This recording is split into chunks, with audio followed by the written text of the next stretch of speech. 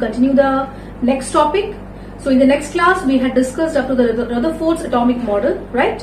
And the drawbacks of Rutherford's atomic model. So what was the major drawback of Rutherford's atomic model? That it was not able to explain the stability of the atom, right? So after Rutherford's atomic model, there was a scientist called Niels Bohr. A scientist called Niels Bohr in the year 1913, okay? In the year 1913, corrected the Rutherford's atomic model and presented his atomic model, which is called as Bohr's atomic model, okay? So today we are going to discuss the postulates, okay, that were put forward by Niels Bohr. So as usual, Niels Bohr also stated the same thing like Rutherford, that at the center of the atom there is nucleus. So nothing new was there. Rutherford had already discovered the nucleus by then, right? And then what Niels Bohr said, that the electrons revolve around the nucleus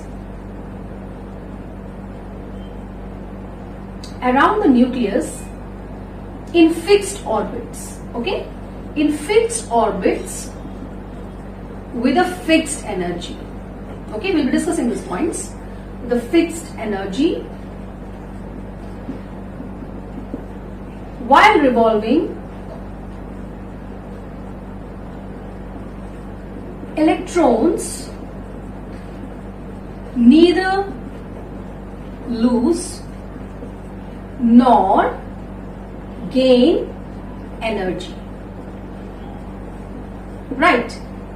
Clear? So Niels Bohr, what did he find out?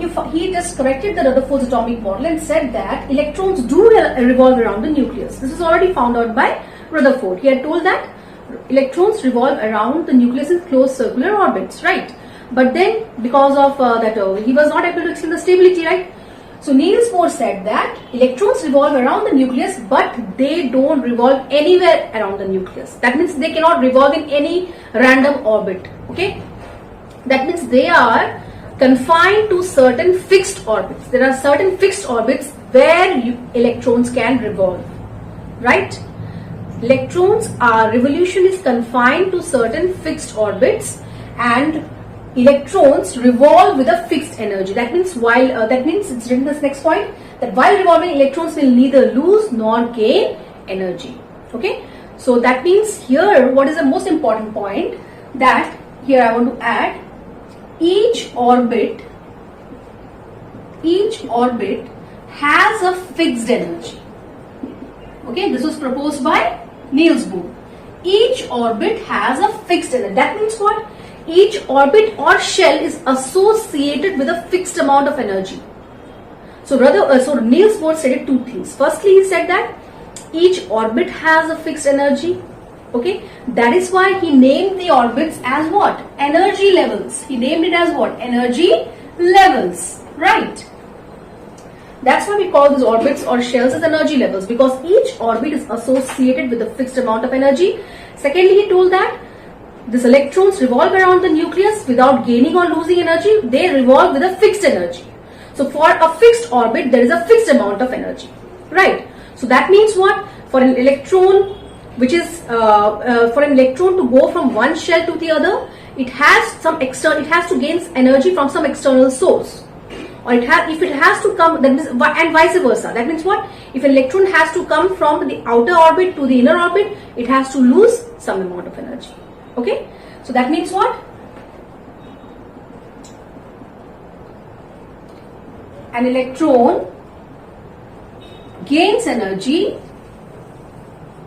and jumps to the next orbit.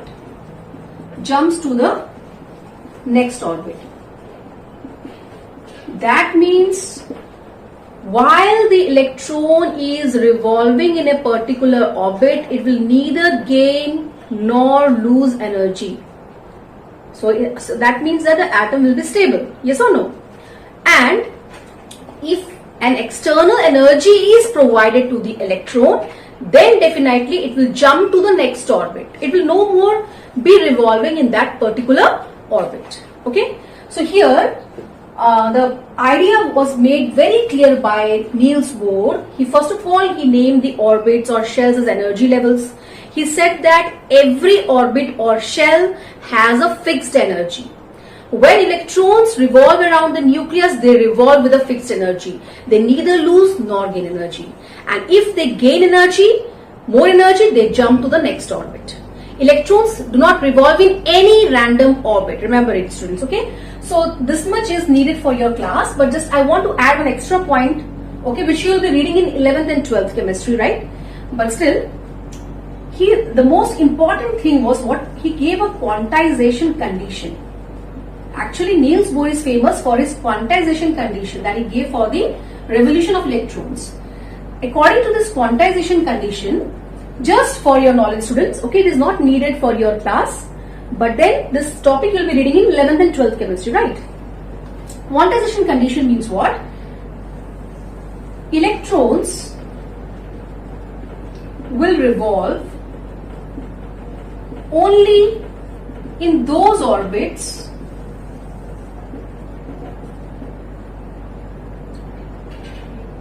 those orbits whose angular momentum, so these terms are new for you, okay, so you are not very much acquainted with all these terms, okay, so whose angular momentum is an integral multiple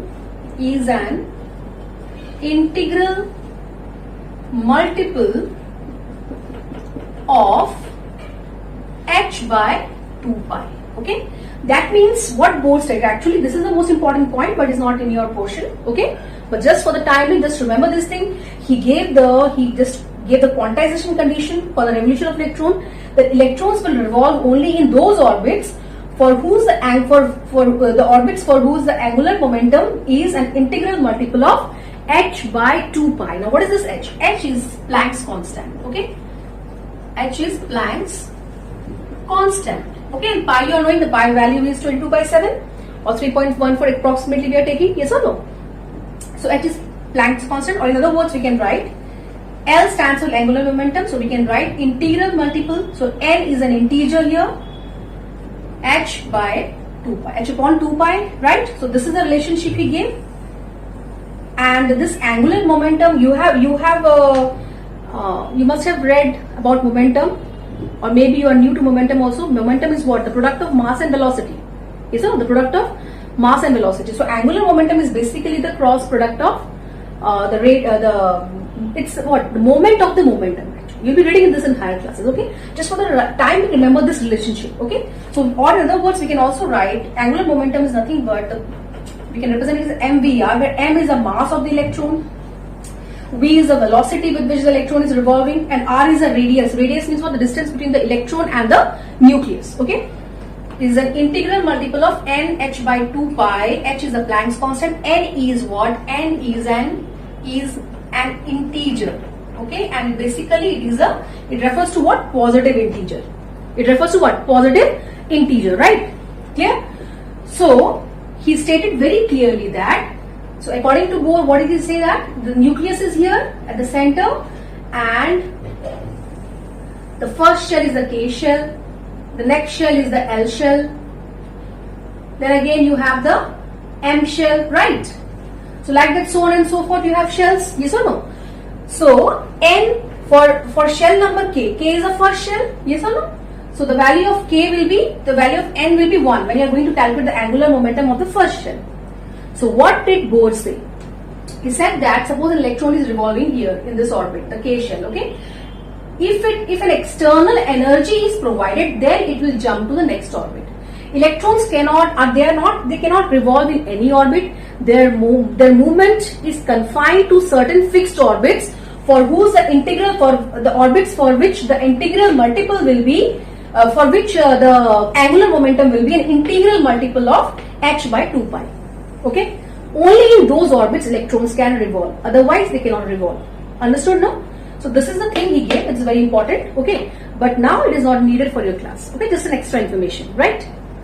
Now students, let us come to the next topic that we are going to discuss today, is the discovery of the third fundamental particle, that is neutron. Yes or no? We have already discussed the discovery of electrons and protons. So today we'll be discussing about the discovery of neutrons, right? By now you have the knowledge of electrons and protons, how they were discovered, right?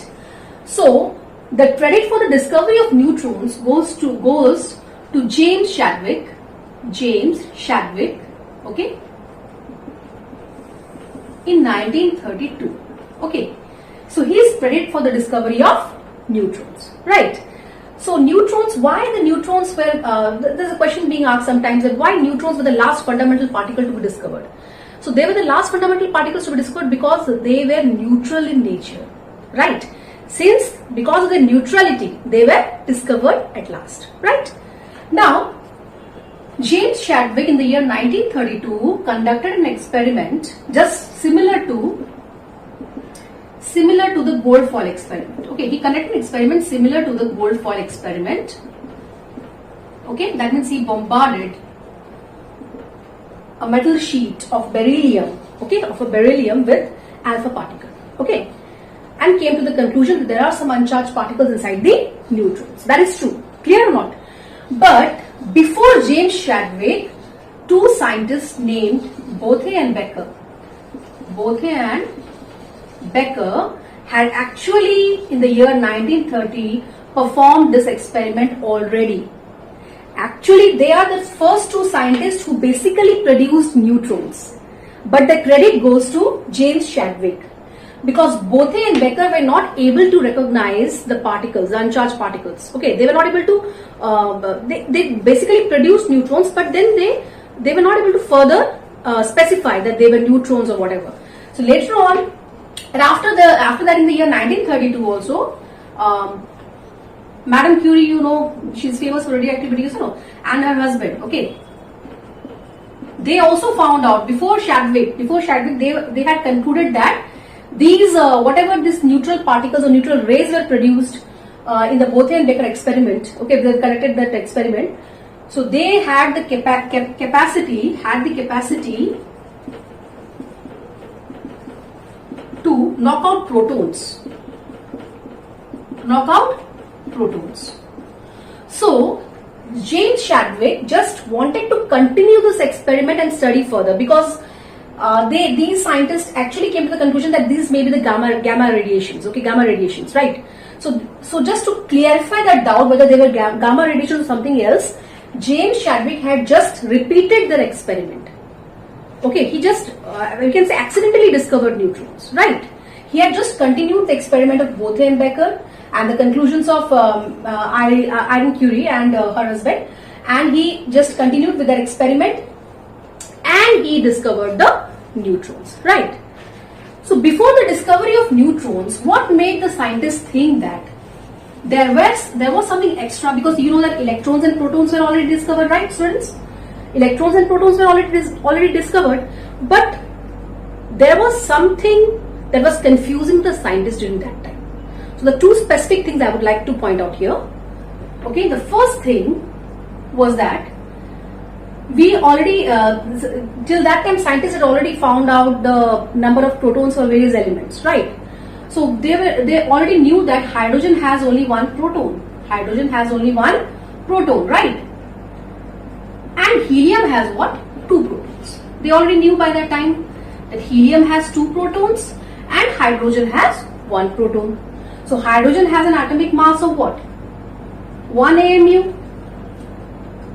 Yes, and they also knew that the electrons are, we don't consider the mass of the electron while calculating the atomic mass, because their mass is what? Negligible, very negligible. It's 1 by 1837 times or 1 by 1840 times the mass of a proton, right? So it is not considered.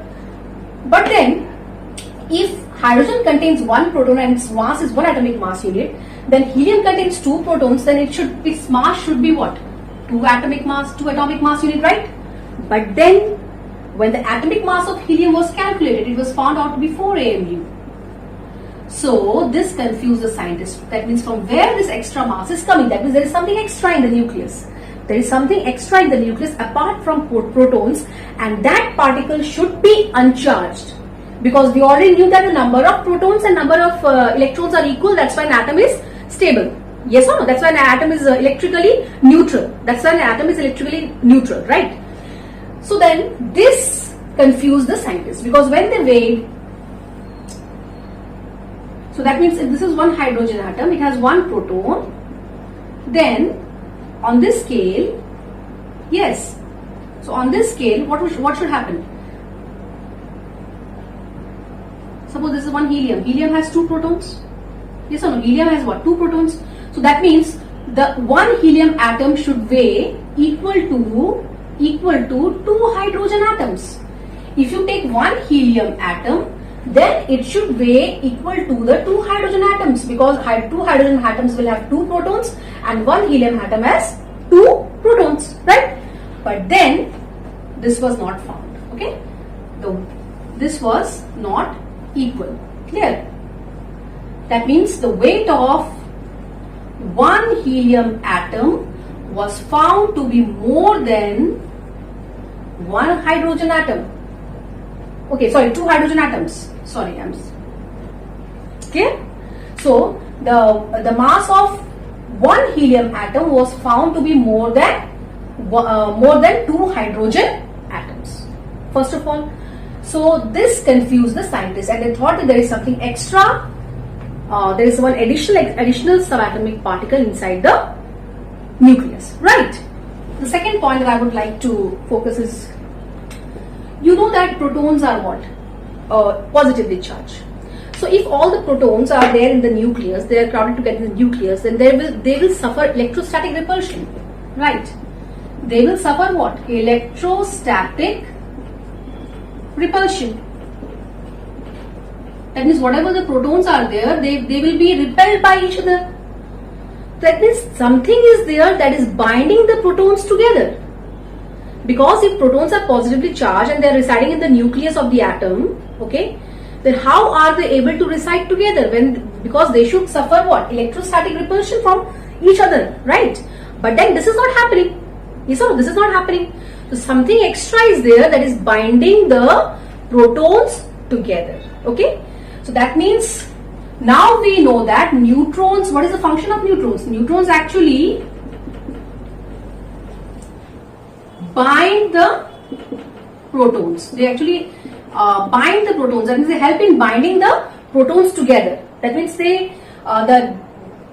exert them with the help of a nuclear force. That is called as what? With the help of nuclear force. Okay. So this electrostatic repulsion is overcome by the nuclear force of the neutrons, between the neutrons and the protons, that helps the protons to stay together inside the nucleus. So these two things were the point of confusion among the scientists, and so they tried out. So they had actually predicted earlier also. Rutherford also had predicted earlier that there must be some third subatomic particle, and that particle should be neutral. Clear? So already the predictions were made, right? Dear students, just have a look at the image that I'm going to show you now. So this was the basic setup that was made by James Chadwick for performing this, for the discovery of neutrons. Okay. Now students, let me explain you this topic here. So now students, here also the same thing had happened. That means it is similar to, as I told you, similar to the gold foil experiment, right? So in place of gold foil here, now the target is something else. Okay, so now we will discuss it. Okay. So here also what alpha particle, there was a source of alpha particle, that is a polonium source. Polonium is also a radioactive element, right? So the source of alpha particle was taken to be what? Polonium. Clear? So the source was polonium, and this is beryllium plate. Okay, it's beryllium plate. You know, the atomic number of beryllium is 4 and the mass number is 9. So this was the basic setup, you can see, students. So from the polonium source, alpha particles were bombarded on the beryllium plate. And then what happened? Now we know the neutrons were shot out of this beryllium plate. Alpha particles shot out neutrons from the beryllium plate, right? And then additionally here, what was kept? This is a paraffin wax, a block of paraffin wax. Okay. So a block of paraffin wax was placed in the path of this unknown particles, and then when these unknown particles shot the paraffin wax, okay, then what was knocked out? What came out of the paraffin wax? Protons. Okay, so this was the basic setup, and this were all led to a detector. We can say it's an ionization chamber basically, but for the time being, you just understand it's a detector. Okay, it's a detector to find out whether these particles have charge or not. Okay, so for the time being, I will write it detector. Okay, to detect whether it is charged or not. Okay, so this was the basic setup of James Chadwick, right? So now the source of alpha particle is polonium. Now why beryllium was chosen by by scientist Chadwick? Because he was, I just told you in the beginning that he just continued the experiment of Bothe and Becker, I guess. So he also chose the beryllium plate, but then this was also performed with lithium. Okay, lithium, boron, aluminium. Okay, so the same results were obtained, right? So he chose the beryllium plate because he was just continuing with the experiment of Bothe and Becker, right? So now what did you notice? This was kept in evacuated chamber, students. Okay, the polonium source and this beryllium plate was kept in an evacuated chamber. That means it was kept in vacuum. Clear? And what happens, students, when the alpha particles just struck or hit the beryllium plate, then some rays came out. Some rays came out of the beryllium plate. And when these rays were tested, it was found out that these rays had no charge.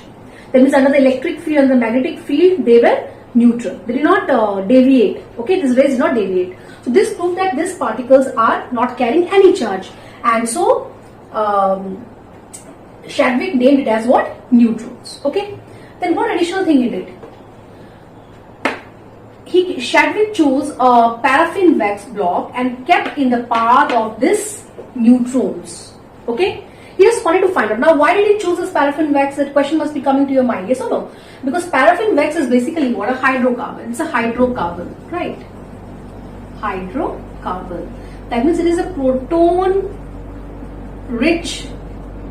material. Okay. It is rich in proton because you know hydrogen itself is a proton, right? So he kept a paraffin wax block in the path of these neutrons, and what was observed when these neutral particles struck this paraffin wax, then what was shot out? Protons were shot out from this paraffin block, right? So from that it was very clear that to shoot out protons from the paraffin wax, something as massive or comparable to the mass of proton is needed, because electrons are too small. Yes or no? Electrons, it can't be electrons. Yes or no? So something comparable, something is there which is comparable to the mass of proton, okay, which is shooting out these protons. Yes, are you able to understand my point? So then, when this, so now how they came to know these protons? So these protons were led to the detector where the charge was tested to be positive, right? So this way, the discovery of neutron was over, okay? And Chadwick named these neutral particles as neutrons. So now, students, just have a look at this chemical reaction. This is called as a nuclear reaction that had happened during this experiment. Yes or no? The beryllium plate. So this is what a nuclear reaction. Okay. So about nuclear reactions, you don't have much idea. So now I will not explain much about it to you. Just understand by now that nuclear reactions are of two types. It's fission. Fission means the splitting of a heavy nucleus into smaller nuclei. Okay. And fusion is the combining of two lighter nuclei to form a heavy nucleus. Okay. That's it. So what must have happened here? The beryllium plate was shot by the alpha particle. Alpha particle is represented by helium only. Yes. In the last class we had discussed, right? So a neutron was ejected out and carbon was formed. So that's why we say that most of the Dalton's atomic theory, whatever postulates Dalton had given, is proved to be wrong. So after the late researches, most of his theories went wrong, because this is also one of the one failure of his theory, that we cannot create atoms, we cannot destroy atoms. New atoms can be created. You can see here from the beryllium atom, a new atom of carbon we are able to create. Yes. So all this the nuclear reactors, continuously this reactions are going on. Yes or no? And on the surface of the sun also you can see the fusion, nuclear fusion is taking place. Yes. So I will not go into that topic now. So this was how the neutrons were discovered. Okay. So I hope the students, your idea is clear about it, how the neutrons were discovered and what are the properties of neutrons. Actually, they were, first of all, they had no charge. They had no charge and their mass was similar to, was what? Similar to proton. Yes. We know that the mass of the proton is what? We had discussed in the previous classes that it's 1.672 multiplied to 10 to the power of minus 24 gram. And the mass of neutron was found out to be 1.676 multiplied to 10 to the power of minus 24 gram. So almost it's equal. So we have taken the mass of proton and neutron both to be one atomic mass unit. That means both have the same masses. That is why the neutrons were able to shoot out these protons from the paraffin wax. Right, students? Then they were chargeless. They were not deflected by the magnetic and electric field. So they showed no deviation. Right. So they were neutral, and they had great penetrating power. Okay, they had great penetrating power. Okay.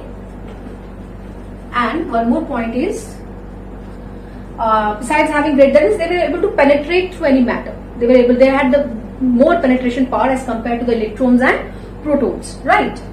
And you know, students, we had discussed that electrons are able to ionize.